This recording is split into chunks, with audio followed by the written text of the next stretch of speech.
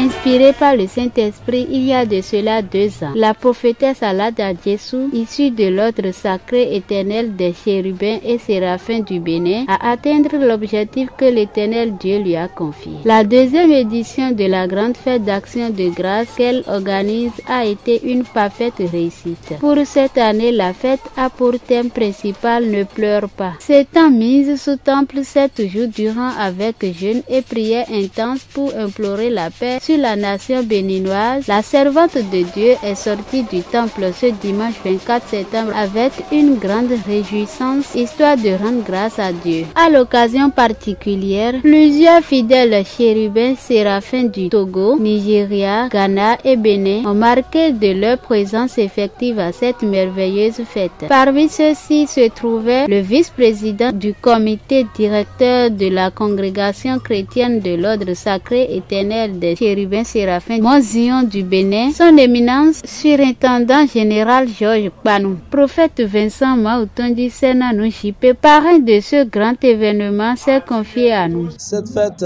est une fête que Dieu a révélée à la prophétesse, on l'appelle Aladja Djessou. C'est une prophétie de part et d'autre, ça n'a pas commencé à partir d'elle. C'est une grâce alors que Dieu accorde à certains. Ce n'est pas donné à tout le monde de rester sans manger ni boire pendant des jours pour prier pour sa nation et toute la communauté. Celui que tu connais ou celui que tu ne connais pas, tu dois prier pour l'avancement de ceux-là afin que tu honores la volonté de Dieu à travers toi. Elle a révélé que c'est moi qui dois être parrain de cet événement. Donc il y a des personnes ressources plus que moi. Pourquoi moi? Donc Dieu choisit ceux qu'il veut. Et donc comme Dieu l'a choisi aussi. Donc c'est une grâce pour la nation béninoise et pour tout être humain qui adore Dieu ou autre. Que Dieu nous bénisse. Je suis ému seulement, on n'a pas beaucoup de l'ordre, des choses qu'il faut. Nous demandons la grâce de Dieu et tous ceux qui sont des autorités de notre nation pouvoir aider ou accompagner cette dame pour cette sacerdoce que Dieu l'a révélée. J'exhorte tout le monde qui nous écoute, qui nous voit, d'avoir l'honneur à Dieu, l'amour à Dieu et aussi tout ce que Dieu révèle par qui que ce soit, même au chef de la nation, on pourra vraiment accompagner, c'est-à-dire aider à la réussite de toutes choses. C'est ça d'ailleurs qui est la prière et la prophétie dont Dieu parle à toute âme. Que Dieu nous bénisse. Très satisfaite d'avoir accompli la mission que Dieu lui aurait confiée, la prophétesse Dr Aladja Djessou se confie à nous. Vraiment, je rends grâce.